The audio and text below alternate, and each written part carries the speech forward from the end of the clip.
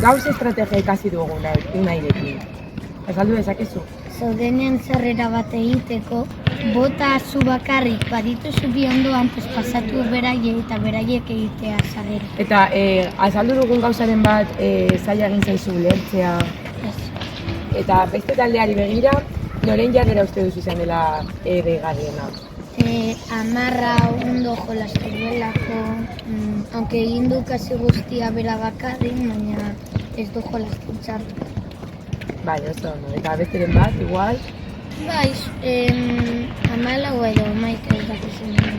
Denbora guztian sortzia zaulak berari pasatzen eta egiten zuela guztia bakarrik. Zer uste duzu egin zula ondo gaur? Nik uste dut nahiko pasatu geratu dut talde. Eta zer uste duzu hobeto daitekeela?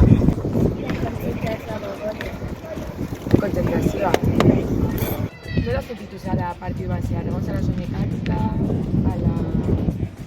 Egon zara ondo?